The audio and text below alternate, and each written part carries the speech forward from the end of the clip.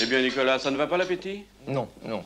Comment voulez-vous que ça aille? Je viens de lire, là, on va encore ajouter un autre produit chimique peut-être au pain, le monostéarate. Et pourquoi faire? Pour l'empêcher de durcir, comme si ça ne suffisait pas. Le vin avec des colorants, les pommes couvertes d'insecticides, la viande provenant d'animaux engraissés avec des antibiotiques, la salade avec des engrais chimiques. Mais ça n'est plus possible. Oui, la liste des produits chimiques qu'on ajoute à l'alimentation augmente tous les jours. Mais est-ce qu'il faut vraiment croire tout ce qu'on dit au sujet du danger de ces produits chimiques? Vous savez, le sujet est suffisamment grave parce que tout notre avenir, non pas seulement le nôtre, mais celui des enfants, l'alimentation de l'an 2000 est tout de même suffisamment importante pour l'avenir de l'espèce, pour que nous fassions une enquête. Il faut que nous allions voir tous les spécialistes, tous ceux qui s'occupent de toxicologie, d'alimentation, pour nous éclairer sur ce sujet. Oui, c'est un problème important que celui des produits chimiques qui, de plus en plus souvent, sont ajoutés à notre alimentation. Tout le monde en parle, mais comme c'est difficile d'y voir clair. Pour certains, notre nourriture quotidienne est à ce point trafiquée que nous nous empoisonnons lentement tous les jours. Les industriels de l'alimentation protestent et affirment qu'il n'en est rien et que leurs produits sont sans danger. Qui faut-il croire? Autrefois, lorsque nous achetions un beefsteak, des légumes ou des fruits, nous n'avions à nous préoccuper que de leur état de fraîcheur, de leur apparence de qualité ou de leur valeur nutritive. Aujourd'hui, même aux marchands des 4 saisons, nous sommes tentés de demander si ces pommes ne sont pas saupoudrées d'insecticides, si ces légumes ne contiennent pas de conservateurs chimiques. Nous nous méfions même d'aliments aussi essentiels et aussi simples que la viande, les œufs, le pain ou le vin. Sont-ils vraiment devenus dangereux à consommer parce qu'ils contiennent trop de produits chimiques toxiques? La protection contre les risques provenant de l'industrialisation des aliments est-elle efficace? Nous allons essayer de répondre à ces questions. Premier point de notre enquête, existe-t-il des produits chimiques dans notre nourriture? Oui, c'est vrai. Et il ne pourrait en être autrement. Les hommes sont de plus en plus nombreux, nos besoins alimentaires augmentent en même temps que notre niveau de vie. La production de nourriture est aujourd'hui une industrie dont les impératifs sont de fournir sans cesse davantage d'aliments et au prix de revient le plus bas. C'est cette évolution qui commande l'addition de produits chimiques à tous les stades de la chaîne alimentaire. Nous ne pouvons plus revenir en arrière. L'humanité mourrait rapidement de faim si nous n'avions plus d'engrais chimiques qui augmentent le rendement, plus d'insecticides chimiques pour préserver les récoltes, plus de conservateurs chimiques pour stocker les légumes.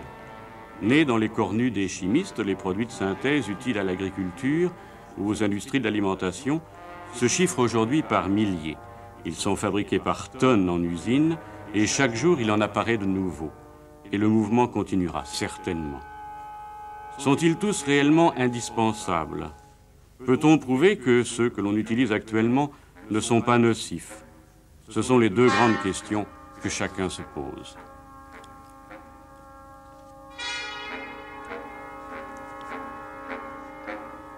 Prenons les engrais chimiques, par exemple. Il est certain qu'ils jouent un rôle déterminant. Leur utilisation a permis, en un demi-siècle, de multiplier par 2 le rendement des céréales. Les engrais, d'ailleurs, ne font qu'apporter au sol, sous une forme facilement assimilable, les éléments indispensables à la croissance des végétaux, l'azote ou la potasse, par exemple, que la terre ne possède plus parce que les précédentes récoltes l'ont épuisé.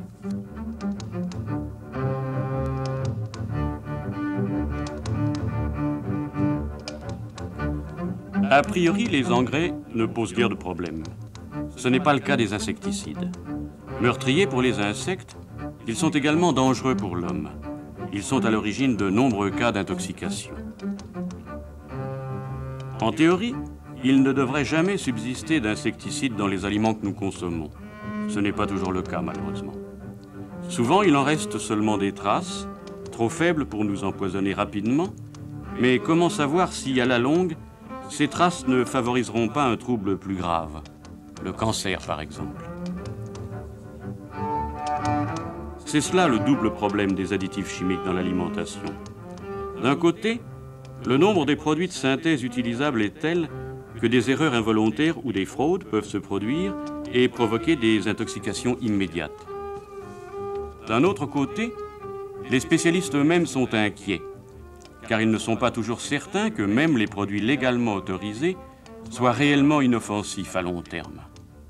Ils sont souvent désarmés pour contrôler les résidus susceptibles de polluer à faible dose nos aliments.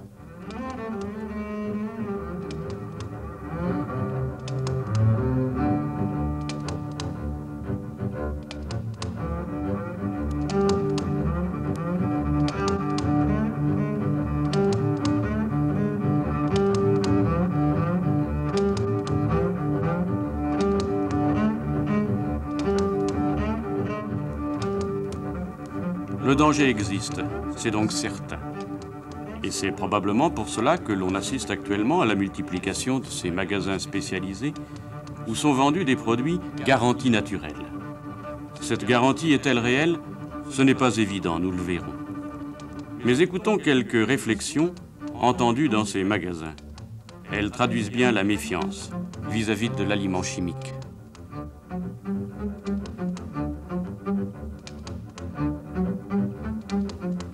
Comment est-ce que vous appelez les produits que vous vendez ici? Des produits naturels. C'est-à-dire? C'est-à-dire sans colorant, sans produits chimiques, sans conservateurs. Vous venez souvent ici? Oh oui, régulièrement toutes les semaines. Toutes les semaines, et vous achetez quoi Eh spécialement? bien, du pain, des gâteaux, de la levure de bière, Oui. différentes sucreries. Et pourquoi vous les achetez ici? Eh bien, parce que c'est très bon, c'est très naturel. Oui. Et je pense que c'est très bon pour la santé. Et vous vous en portez bien? Très bien, très bien, bien sûr. Pour moi, il n'y a pas d'autre solution. Pour vivre en bonne santé, il faut bien se nourrir.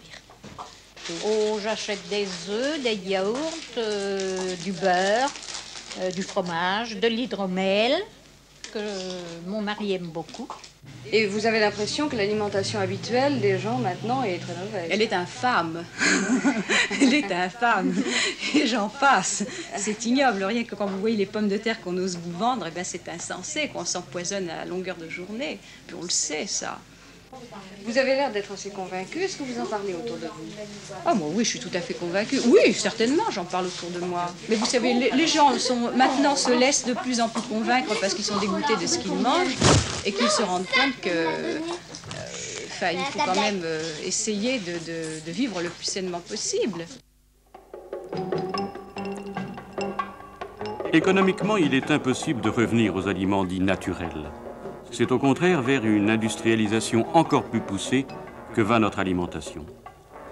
Au centre de recherche agronomique de Jouy-en-Josas, où nous commençons notre enquête, on s'efforce de trouver des procédés nouveaux pour engraisser plus vite les animaux de boucherie, pour que les vaches fournissent davantage de lait, pour que les poulets soient consommables en moins de temps. En apparence, cela ne semble pas dangereux. Mais on mélange des antibiotiques à la nourriture des animaux pour lutter contre les maladies, ce qui augmente de 30% la croissance de ces animaux. Si ces antibiotiques ne sont pas détruits par la cuisson, disent les médecins, nous les mangeons. Et cela devient dangereux.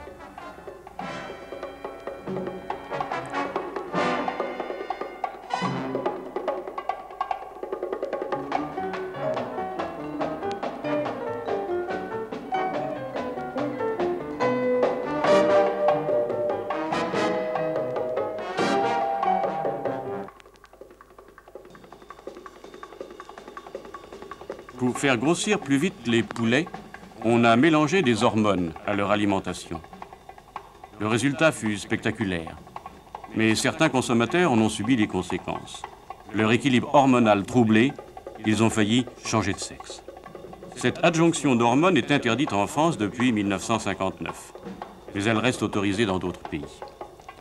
Il faudrait ajouter encore à cette liste les antiparasitaires, les antimicrobiens, les substances chimiques contre l'oxydation des graisses.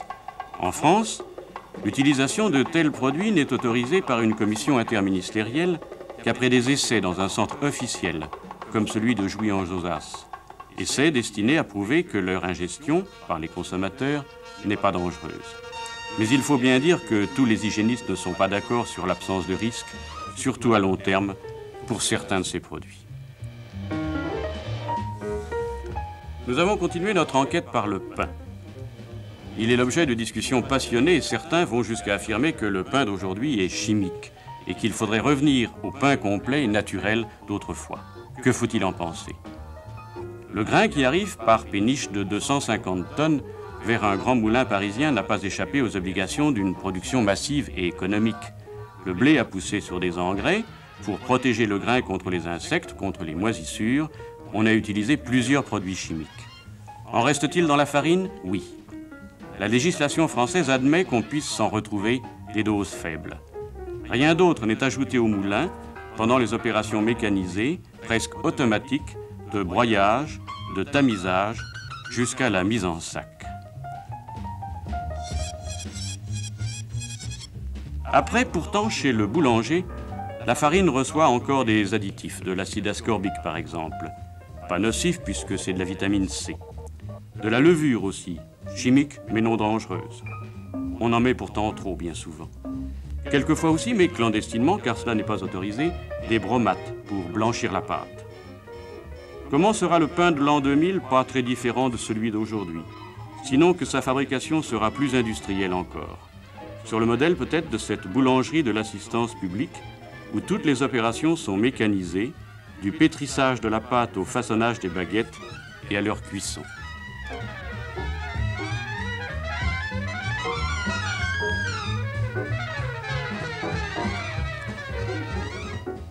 La seule opération manuelle est le coup de couteau qui va donner son relief à la baguette parisienne. On fabrique ainsi chaque nuit 10 000 pains pour les malades des hôpitaux. Mais cette fabrication industrielle pose des problèmes. Lorsqu'on accélère trop la production de la pâte, le pain est moins bon. Il est de fait que celui que nous mangeons aujourd'hui ne reste frais que trop peu de temps.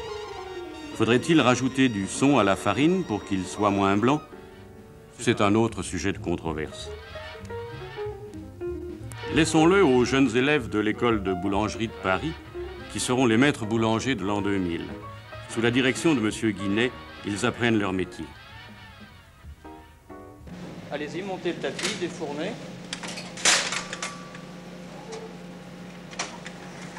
Regardez le pain, s'il vous plaît.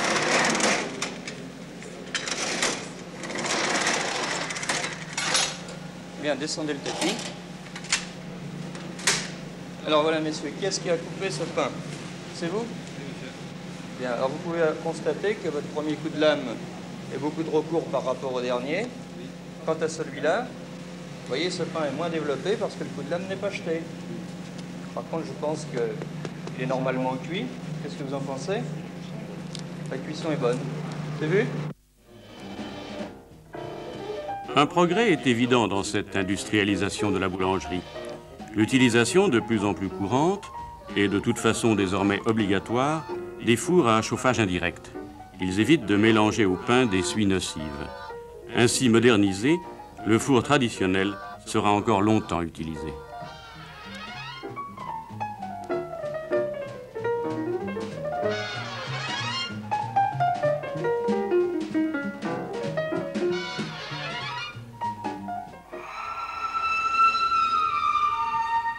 Passons maintenant au vin.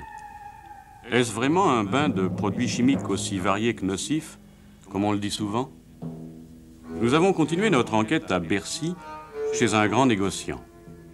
L'un de ceux que la rumeur publique accuse de fabriquer des vins trafiqués, chimiques, mauvais pour la santé.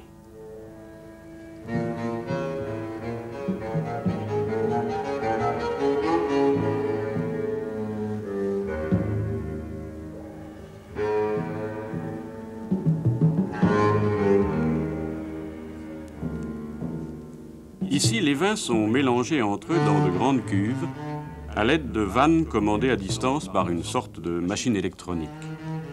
C'est ce qu'on appelle le coupage. 2 opérations chimiques seulement sont faites ici. La première est le collage, c'est-à-dire l'adjonction au vin d'un produit gélatineux qui entraîne les impuretés au fond de la cuve. La seconde est l'addition d'anhydride sulfureux pour empêcher les fermentations secondaires, surtout utilisées pour les vins blancs sucrés. Nous y reviendrons.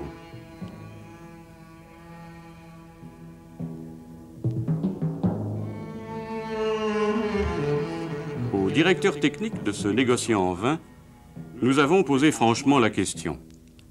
Est-il vrai que votre vin soit trafiqué? Qu'il est, comme on dit, fabriqué? Non. Je ne partagerai pas votre point de vue. Il n'y a plus, heureusement, de gens qui prétendent que le vin est un produit fabriqué. Dans le temps, alors que le public était mal informé, cette légende pouvait circuler. Aujourd'hui, les gens sont trop au courant de ce qui se passe dans nos entreprises pour savoir que le vin n'est pas fabriqué. Du reste, quel avantage y aurait-il à fabriquer du vin? Un avantage financier absolument aucun. Et nous en parlions tout à l'heure, les lois sont telles que même un négociant voudrait-il s'amuser, pour des raisons qui lui seraient propres, à fabriquer du vin, très rapidement, la fraude serait décelée, car nous sommes extrêmement contrôlés, c'est un bien du reste, et nous le souhaitons vivement, mais tous ces contrôles empêchent formellement que l'on puisse fabriquer du vin, ce qui n'aurait du reste aucun sens. Bon, ce n'est pourtant pas un secret, le vin contient effectivement des produits chimiques. S'ils ne sont pas versés dans le vin à Bercy, l'opération se fait peut-être avant. Pour le savoir, nous sommes allés au pays du vin, trouver l'un des experts en la matière, le professeur Jaulm, dans son laboratoire de la faculté de pharmacie de Montpellier. C'est là qu'ont été mises au point les méthodes d'analyse qui permettent de reconnaître les produits chimiques qui se trouvent dans le vin. C'est ainsi qu'on dépiste les fraudes, et elles sont nombreuses, près de 10 000 chaque année. En fait, la législation française autorise l'adjonction au vin d'une trentaine de produits divers. Tous ne sont pas placés à la fois, il faut le dire. Beaucoup ne semblent pas dangereux, mais enfin, c'est tout de même beaucoup. De toute façon, il paraît que nous n'avons pas le choix. Sans additifs chimiques, le vin ne serait pas du vin. Mais écoutons le professeur Jaulm. On pourrait y arriver, mais il y a de très grands risques, et le plus souvent, on n'obtiendrait non pas un bon vin, mais un mauvais vinaigre. En effet, si on laissait entièrement faire la nature, le sucre se transforme en alcool, d'une façon plus ou moins complète, mais les agents de l'acidification sont là tout prêts à s'emparer de cet alcool pour transformer en acide acétique. Et si on ne surveillait pas le travail de la nature, si on ne le guidait pas, le rendement des caves serait très mauvais et serait extrêmement aléatoire. Donc il est absolument nécessaire de mettre des produits chimiques pour obtenir un vin de qualité. Il est généralement nécessaire d'en mettre une petite quantité, et évidemment, si une vingtaine de produits sont ici, ça ne veut pas dire qu'on les met tous les vins dans chaque vin. Car le traitement que l'on fait subir à un vin ne consiste qu'à l'addition de 2 ou 3 produits chimiques inoffensifs, dont je pourrais vous donner non pas la liste, mais vous donner un aperçu. Ces produits sont par exemple des cols, qui sont de la gélatine, qui sont de l'albumine, qui sont du sang frais, de la caséine, tous produits qui sont par ailleurs des produits alimentaires, qui au contact du vin se coagulent en permettant la clarification de ce liquide. On emploie également des argiles, telles que le kaolin, la bentonite, qui sont, s'ils sont de bonne qualité, insolubles dans le vin. Pour filtrer le vin, on emploie des cartons de cellulose, des cartons d'amiante, ou des toiles que l'on... en quelque sorte que l'on alluvione avec une terre insoluble, qui est la diatomite, ou terre d'infusoire, qui, lorsqu'elle est de bonne qualité, ne laisse absolument rien dans le vin. On peut, d'autre part, dans certains cas, ajouter des produits qui modifient quelque peu la composition du vin. Lorsque le vin n'est pas assez acide, on est autorisé à ajouter un peu d'acide tartrique, produit qui provient du vin, et par conséquent qui ne saurait être étranger à ce liquide. On peut ajouter un peu d'acide citrique en quantité limitée. Au contraire, les années où le vin est trop acide, les années où l'été n'est pas assez chaud, le ministre de l'Agriculture peut autoriser l'addition d'un désacidifiant qui est généralement soit le tartrate de potassium, soit le carbonate de chaux, substance totalement inoffensive. Il n'y a que quelques produits qui sont un peu, comment dirais-je, un peu suspects, qui ont plus exactement qui ont été l'objet de discussion et qui sont encore l'objet de discussion au point de vue de leur innocuité totale. Il n'y a guère que 2 produits sur lesquels on puisse encore discuter. L'anhydride sulfureux est un produit qui est utilisé de tout temps. Les Romains le connaissaient déjà, on connaissait les remarquables propriétés. Quel est son rôle? Eh bien, c'est d'abord un rôle de sélection des levures au cours de la vinification. Il permet d'avoir des vinifications plus régulières.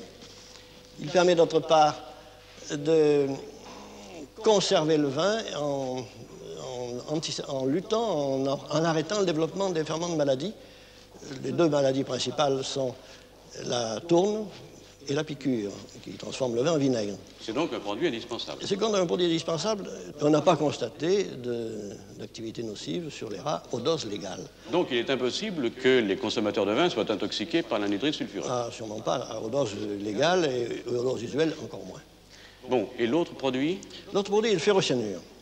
Le ferrocyanure de potassium a été introduit en œnologie par Mösslinger, un expert, un œnologue allemand, il y a une quarantaine d'années. Est-ce qu'il vous est arrivé de trouver dans du vin des doses de ferrocyanure qui risquent d'être dangereuses pour ceux qui boiraient ce vin? Eh bien, nous avons fait des expériences en mettant une dose trop forte de ferrocyanure. Nous avons également eu quelques vins d'expertise, mais nous n'avons jamais trouvé dans ce vin une quantité d'acide cyanhydrique susceptible d'être toxique. En effet, dans les cas les plus défavorables, il faudrait qu'un consommateur consomme dans une heure 250 litres de vin, ce qui est rigoureusement impossible pour absorber en même temps une dose toxique.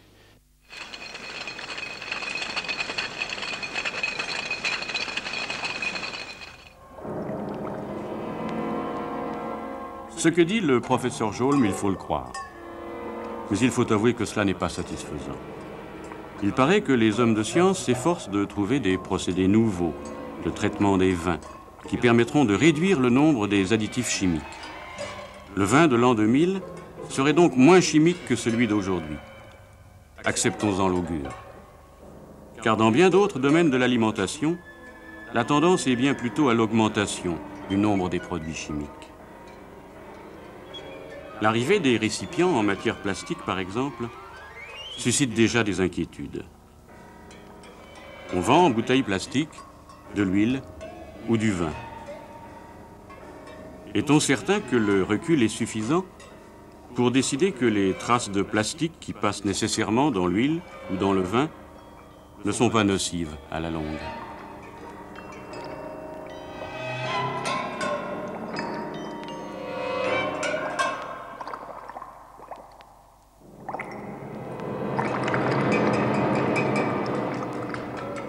Avant de lancer ces emballages en plastique sur le marché, les industriels ont demandé aux chimistes et aux biologistes d'effectuer des recherches.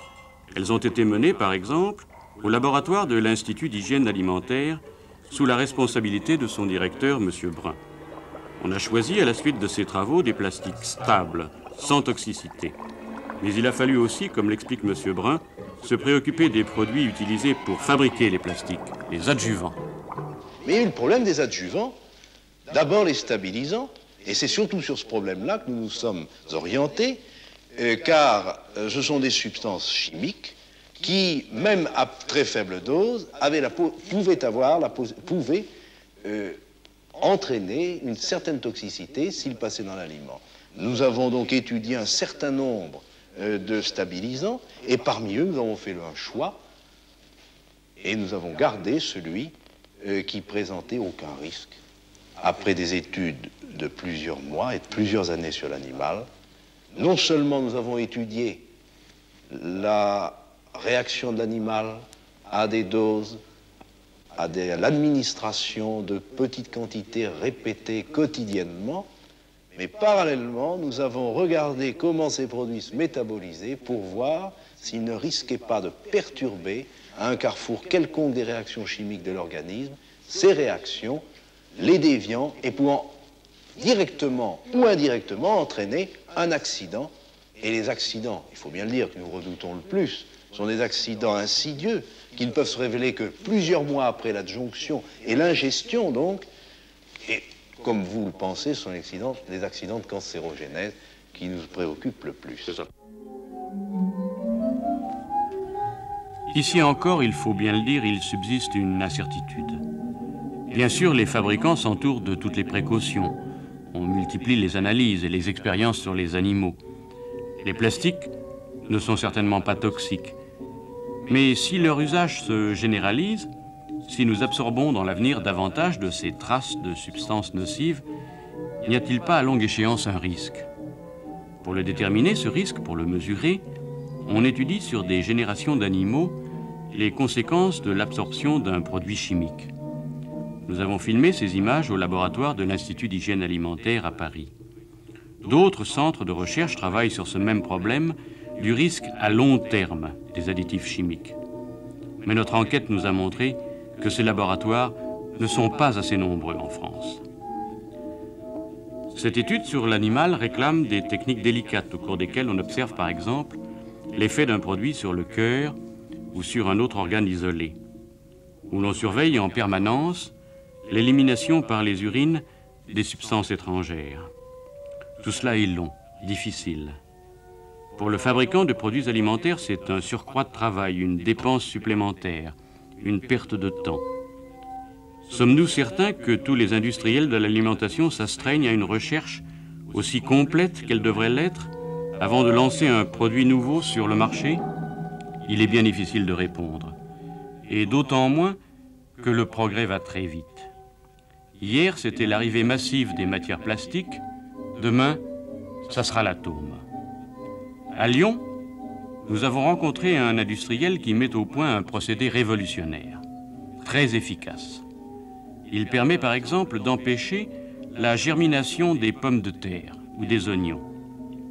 Problème essentiel pour l'économie agricole et aussi pour la santé des consommateurs, car les pommes de terre germées sont toxiques. Ce procédé permet aussi de stériliser les aliments, de telle sorte qu'on peut ensuite conserver pendant des mois, à la température ordinaire, du jambon ou du poulet. Il permet encore de lutter efficacement contre tous les ennemis des produits alimentaires, en détruisant dans les grains, par exemple, les insectes ou les microbes. C'est un procédé merveilleux. Mais il ne suscite pas un enthousiasme immédiat car il consiste à irradier les aliments sous une source radioactive, une sorte de bombe au cobalt. On se demande tout de suite si les consommateurs de ces aliments irradiés ne risquent pas d'être contaminés. Nous avons posé la question à M. Vidal, le promoteur de cette méthode en France. Vous me posez une question qu'on pose régulièrement parce que les gens, lorsqu'on parle d'irradiation, pensent tout de suite aux tombées radioactives. Or, si vous voulez, c'est une pacification de ces produits radioactifs et nous pouvons les utiliser très couramment comme vous utilisez couramment l'électricité actuellement, sans aucun danger. Bien. Et le produit, à votre avis, en dehors de la question danger, le produit ne risque-t-il pas d'être dénaturé, d'avoir un goût différent ou, Non, si vous utilisez des très grandes doses, vous pouvez avoir des transformations dans le produit, mais dans les doses pour les produits que je vous présente ici, il n'y a aucune transformation. Et les produits sont excellents et ne présentent aucun danger. Est-ce qu'il existe des expériences similaires à l'étranger? Vous savez, dans ce domaine, les 3 pays pionniers ont été les États-Unis, l'Angleterre et la France. Et ces pays ont fait beaucoup d'expériences. Actuellement, la situation est la suivante. Le Canada a autorisé d'irradier des pommes de terre pour les commercialiser. Et actuellement, les industriels canadiens construisent une usine qui pourra traiter 7000 tonnes de pommes de terre par an et stériliser un grand nombre de produits. Aux États-Unis, il est autorisé d'irradier du bacon à 4,5 millions de rad, le stériliser complètement, c'est-à-dire on peut le conserver à la température ordinaire. L'irradiation des pommes de terre est autorisée. La désinsectisation des céréales aussi est autorisée. Et en Russie, l'autorisation d'irradier des pommes de terre est donnée. Maintenant, il est certain qu'en Amérique, de nombreuses autres autorisations vont être données. En particulier, l'armée américaine envisage de nourrir une grande partie de ses troupes avec des produits irradiés. Et quand pensez-vous qu'en France, on passera justement au stade de l'industrialisation? Le problème ne dépend pas de moi. Nous avons déposé un dossier fin 1962 pour être autorisé d'irradier et de commercialiser les pommes de terre, car il fallait un début. Après, nous avons un certain nombre d'autres produits. Nous voulons demander des insectisations des céréales, destruction des salmonelles, enfin différents autres produits. Le dossier est en cours d'instruction au Conseil supérieur d'hygiène et je ne peux pas vous dire quand on aura une décision négative ou positive. Je voudrais revenir sur une dernière question. Je voudrais revenir sur la question danger qui est évidemment celle qui préoccupe le plus le public. Est-ce qu'il n'y a aucun danger pour la descendance, par exemple? Est-ce que vous avez des contrôles sur le problème justement des... Écoutez, sur le problème humain, je ne peux pas m'aventurer dans ce domaine, Mais dans le monde, il a été fait un grand nombre d'expériences, premièrement sur la toxicité des denrées alimentaires irradiées, et deuxièmement sur leur valeur alimentaire.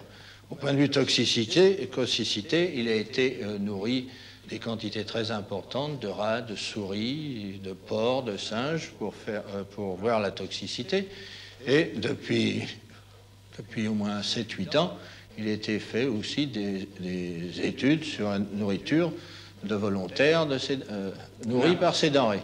Or, l'expérience a montré, ces volontaires ont été suivis au point de vue médical dans tous les domaines.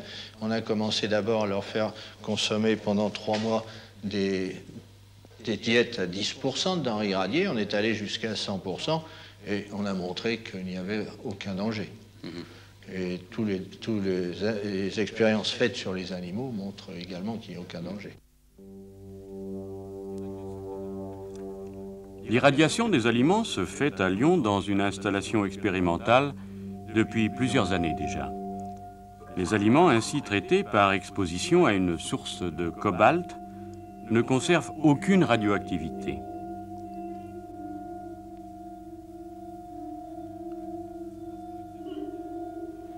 Lorsqu'on les présente à un compteur, rien ne se passe, alors qu'une simple montre au cadran lumineux faiblement radioactif fait grésiller le compteur. Une montre, ce n'est pourtant pas dangereux car c'est bien au-delà que se trouve le taux de radioactivité qu'un homme peut supporter 8 heures de suite chaque jour, suivant les normes internationales.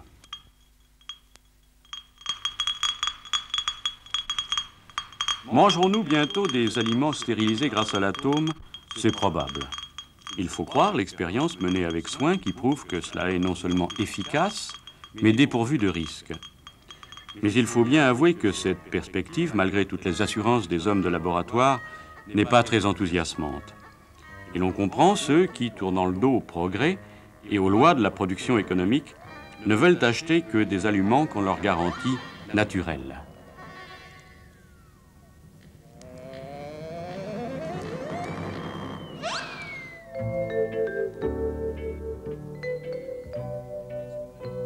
Mais au fait, qu'est-ce qu'un aliment naturel? Peut-on réellement dire actuellement que ça existe, l'aliment naturel? Monsieur Brun, pour sa part, n'y croit pas. Je sais que je vais être très méchant vis-à-vis des gens qui croient à l'aliment naturel. Personnellement, je n'y crois pas, ou tout au moins, je n'y crois plus. Et je crois que l'aliment naturel n'a jamais existé, au sens strict du terme. Le vin, le pain, sont des produits de l'industrialisation de l'homme. Il faut tout de même presser le raisin, le décanter le jus de raisin. Bref, lui faire subir un certain nombre de manipulations, en un mot, l'industrialiser pour le donner au public. Donc on ne peut pas dire, au sens strict du terme, que le vin est un aliment naturel. De la même façon, le pain. Il faut broyer les grains. Dans le temps, on broyait les grains sur des meules.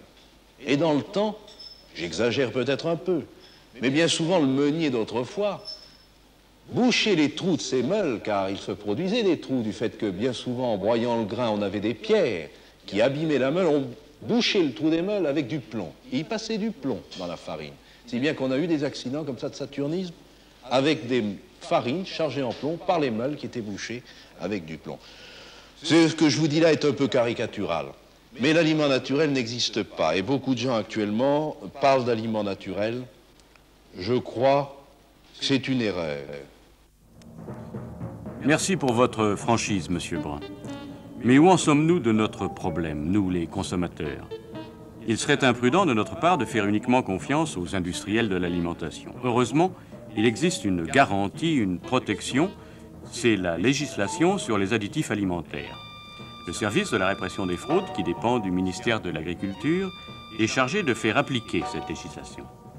Ici, dans les laboratoires du service des fraudes, des chimistes analysent les échantillons prélevés chez les fabricants ou les commerçants. Il en arrive 100 000 par an. Les opérations que vous suivez sont quelques étapes de l'analyse d'une huile d'arachide suspecte. Le service des fraudes a la lourde tâche de faire respecter une loi stricte et qui ne tolère aucune exception. Il n'est autorisé en France qu'un nombre limité d'additifs chimiques dans les aliments. Ce sont ceux dont l'absence de nocivité est garantie par les travaux des meilleurs experts. Tout ce qui n'est pas autorisé est automatiquement interdit. L'usage en est considéré comme une fraude sévèrement réprimée. Mais pouvons-nous être certains que les fraudes sont toujours dépistées à temps? Comme nous le rappelle M. Spiteri, son directeur, lorsque le laboratoire fut créé en 1907, les problèmes n'étaient pas aussi scientifiques qu'aujourd'hui. Les fraudes les plus courantes étaient par exemple le mouillage des vins ou du lait, ou encore l'addition au café de pois chiches torréfiés. Ce n'est plus du tout la même chose aujourd'hui. N'est-ce pas, Monsieur Spiteri? C'était l'époque de la fraude à la papa. Depuis, les choses ont beaucoup changé. Nous avons eu une évolution considérable, n'est-ce pas, dans le concept de la défense des végétaux, l'utilisation de dérivés chlorés multiples, l'utilisation d'esters de l'acide phosphorique, la production agricole, enfin, d'une façon générale, les substances alimentaires font l'objet de conservation, de présentation de plus en plus appétissante. Et pour la conservation, pour la présentation, il a été proposé des quantités considérables de substances, des antibiotiques, des antioxygènes, des colorants, des gélifiants. Enfin, je vous fais grâce de toutes ces substances, dont certaines sont additionnées en quantité extrêmement faible. Oui, je comprends. Mais est-ce que, vis-à-vis de cette pression sans cesse plus grande des industriels et des chimistes, est-ce que vous possédez toutes les armes pour résister à cette pression? Écoutez, je vous dirais, n'est-ce pas, que tout le service de la répression des fraudes, qui comprend quand même près de 350 personnes disséminées sur toute la France, et qui comprend quand même des laboratoires importants, eh bien, ne coûte au budget que 0,25 francs par Français. Il est incontestable que si on augmentait cette somme, on pourrait nous permettre d'être peut-être plus rapide dans l'examen des demandes d'autorisation, aussi bien rapide pour l'acceptation que pour le rejet. Alors là, évidemment, il y a une certaine lenteur qui est inhérente à la modicité de nos moyens. Il est déjà prévu d'agrandir et de moderniser le laboratoire du service des fraudes qui est actuellement à l'étroit et surchargé. Son rôle essentiel est de faire respecter la loi. Mais ce sont des experts, des toxicologues par exemple, qui au départ ont la responsabilité de décider si un produit chimique doit ou non être incorporé à notre alimentation. Nous sommes allés à la faculté de pharmacie pour interroger l'un de ces experts, le professeur Truot. Son assistant, M. Johanny, nous montre comment, sur un lapin, on juge d'abord de la toxicité immédiate d'un produit nouveau. Donc ce lapin est installé avec une aiguille dans une veine pour lui permettre de faire l'injection intraveineuse. Un appareil à ventilation artificielle est sous la main en cas qu'une défaillance ventilatoire survienne, ce qui serait déjà un premier renseignement, mais qui nous arrêterait immédiatement l'expérience. Si la ventilation défaille, l'animal est ventilé par l'appareil et on peut continuer à voir les variations soit cardiovasculaires, soit électroencéphalographiques qui pourraient intervenir. Alors je vais lui passer actuellement une certaine quantité d'un produit qui n'est en principe pas dangereux. Top, l'injection est faite. En même temps, je mets en route l'enregistrement électrocardiographique et électroencéphalographique. Et on peut surveiller, par exemple, les modifications de la pression artérielle. Une légère hypotension est en train de s'installer. Nous allons voir si elle sera récupérée ou non. Les modifications cardiovasculaires, vous pouvez quand même déjà les remarquer. Oui, en effet. Vous voyez, surtout sur la piste du bas. Donc, a priori, ce produit... Donc, a priori, ce produit serait méchant. C'est une surprise, mais enfin, il faut se garer des surprises. C'est pour ça, c'est tout à fait l'intérêt de ce genre d'épreuve.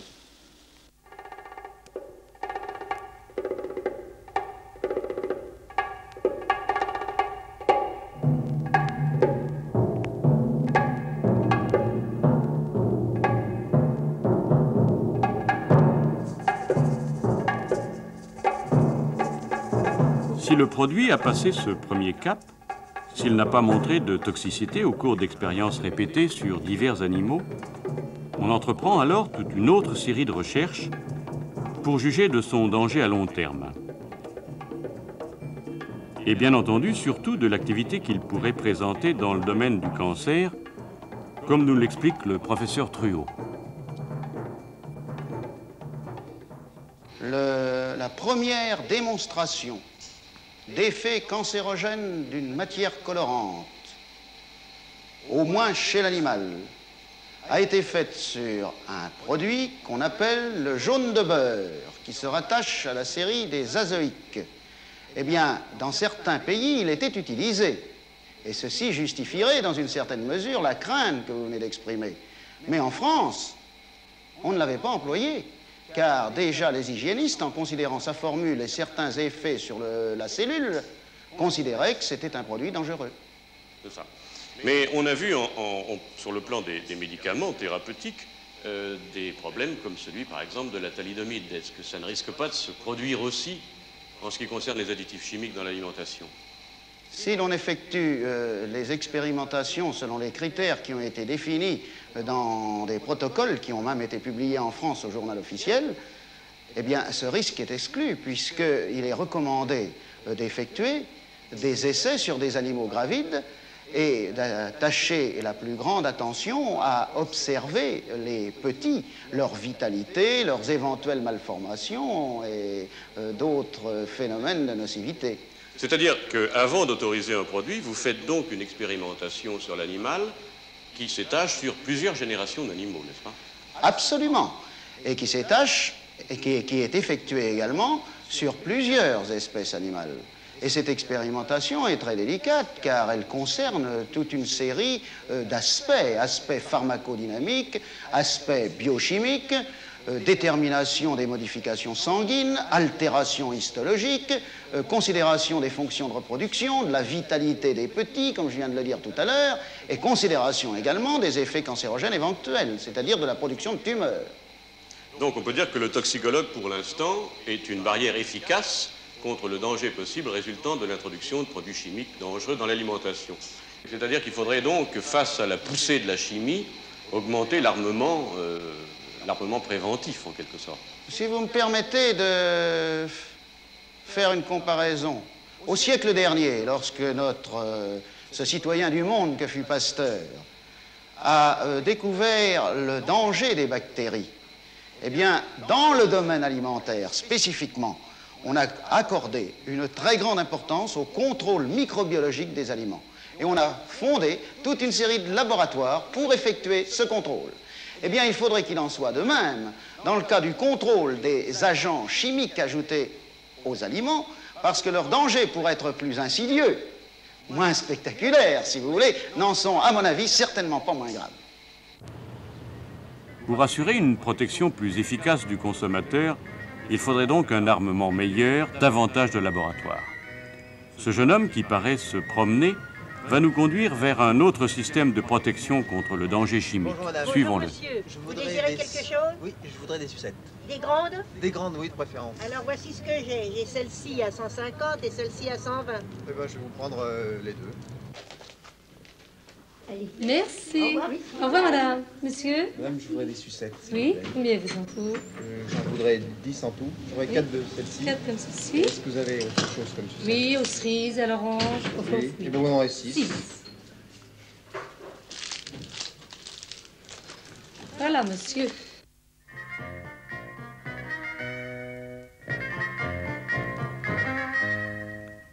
Un peu partout dans Paris, ce jeune homme a acheté des sucettes et des bonbons. Il les porte à Gennevilliers, où se trouve le laboratoire coopératif d'analyse et de recherche. Fondé par des consommateurs, ce laboratoire effectue systématiquement des prélèvements sur divers aliments dans les magasins. Aujourd'hui, il s'agit de sucettes. Hier, c'était du fromage. Demain, ce sera de la viande.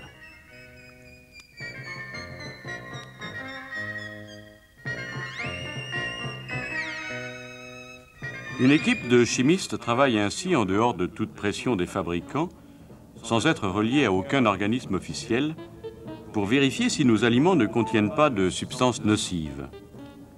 Les sucettes, par exemple, sont fondues pour en extraire sur de la laine les colorants, qui sont ensuite triés par la technique de la chromatographie.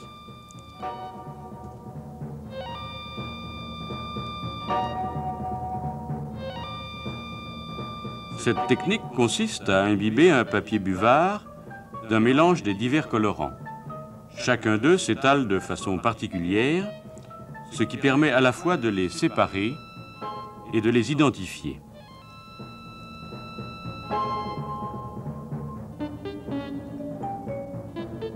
De même que pour tous les autres produits chimiques, on ne peut utiliser dans les aliments que des colorants figurant sur la liste officielle.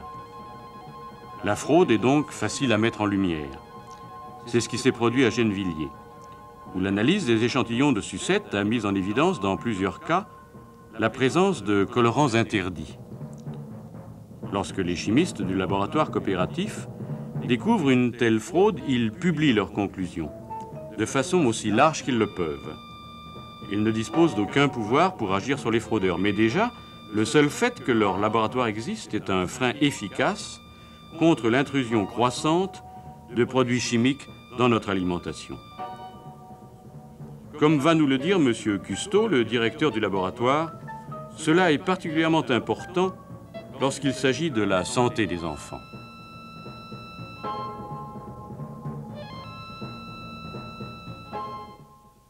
Vous venez de faire dans ce laboratoire l'analyse de quelques dizaines de sucettes et de bonbons. Quels ont été les résultats de ce travail? Eh bien, nous avons sur 226 échantillons de bonbons et de sucettes trouvé au total 416 colorants de différentes espèces. Et sur ces 416 colorants, 7 n'appartenaient pas à la liste des colorants autorisés. Donc étaient, au regard de la législation française, des colorants interdits. C'est ça. C'était l'objet de votre travail, c'est-à-dire de voir si les fabricants de sucettes et de bonbons suivaient ou non la législation en vigueur. C'est ça. Un contrôle de la part des consommateurs, si vous voulez, pour voir de quelle manière, sur un échantillon évidemment faible, mais enfin de quelle manière les consommateurs sont protégés dans ce domaine.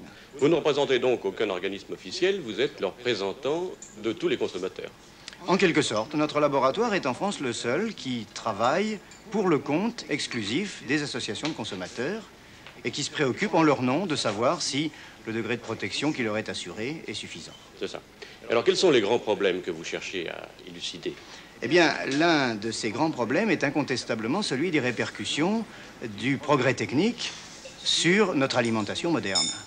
Car on pourrait faire de longs développements, mais enfin, il est bien connu que les circonstances de notre économie moderne amènent notamment à multiplier les procédés techniques, les substances chimiques qui viennent interférer avec ce qu'on appelait autrefois l'alimentation traditionnelle. C'est ça.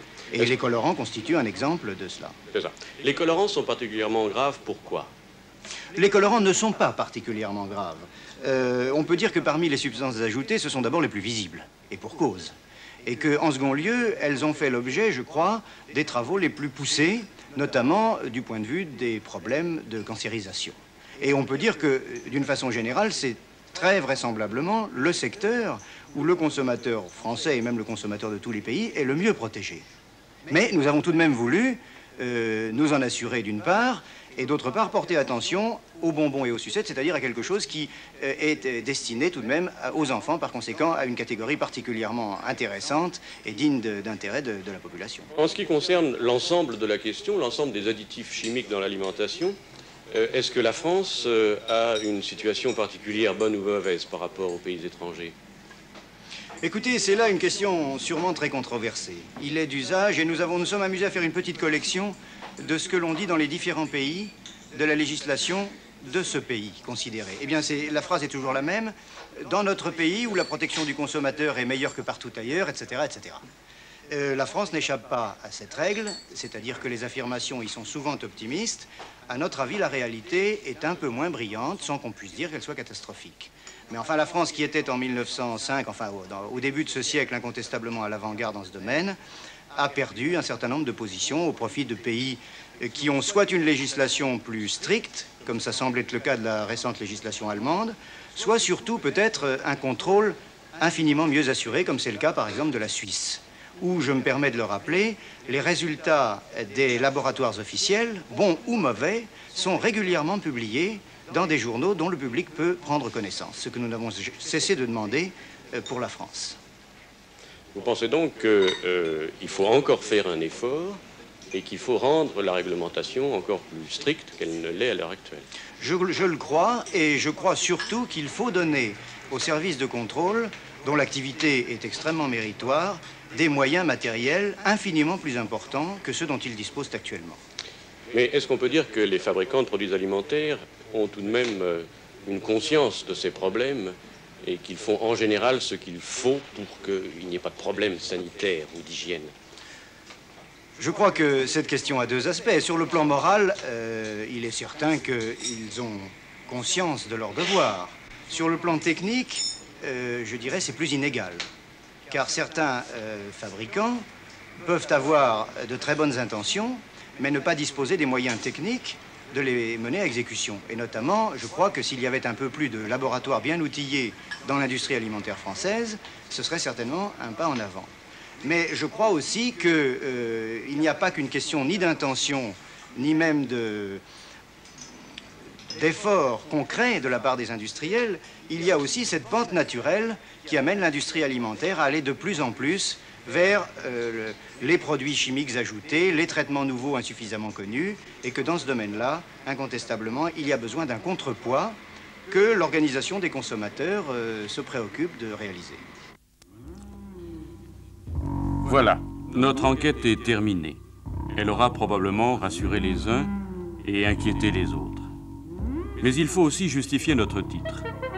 Faudra-t-il en l'an 2000 nous habituer à faire ce que font déjà les cosmonautes, sucer dans une capsule de plastique un aliment concentré, artificiel, sorti tout droit d'une usine ou d'un laboratoire?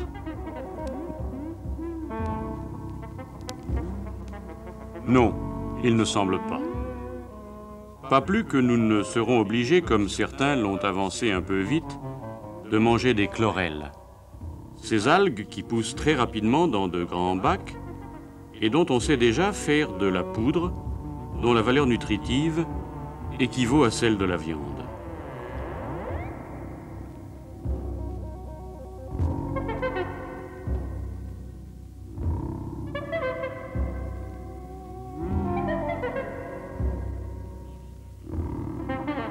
En l'an 2000, que mangerons-nous alors? Des repas en pilule? Pour mon cas personnel, j'en resterai au beefsteak frites. Je tiens à vous le dire. Mais est-ce que le beefsteak frites de l'an 2000, alors, ne sera pas, disons, plus chimique que celui d'aujourd'hui? Non, je ne pense pas. Je crois que le beefsteak frites de l'an 2000 sera un beefsteak et des frites qui ont augmenté en qualité. Et ça me permet ainsi de vous parler de la qualité des aliments. Beaucoup de gens en parlent sans trop savoir ce qu'ils disent. La qualité, en valeur absolue, n'existe pas. La qualité est une chose relative. C'est relatif par rapport aux découvertes de la biochimie et des besoins de notre organisme. Plus on va améliorer une substance alimentaire en fonction de nos connaissances de la biochimie, plus à ce moment-là, on pourra parler de qualité. Il est certain qu'en l'an 2000, le beefsteak frites sera un beefsteak fait à partir de bêtes qui ont reçu une alimentation telle que le beefsteak sera plus tendre, le beefsteak apportera des acides aminés indispensables en quantité peut-être plus grande. Les frites seront faites à partir de pommes de terre sélectionnées, dont les constituants glucidiques auront été améliorés peut-être, c'est une idée, comme une autre. Peut-être des vitamines en plus grande quantité, si bien que dans l'ensemble, le beefsteak frites aura une qualité biologique augmentée. L'huile servant à la confection des frites aura peut-être été une huile, compte tenu de l'éducation du consommateur et de la ménagère, qui aura été cuite une fois, et on aura peut-être trouvé des races d'arachides ou des races de colza, telles que cette huile, au cours de la cuisson, s'altère moins. Voilà dans quel sens je vois l'évolution de l'alimentation. Vous êtes donc optimiste?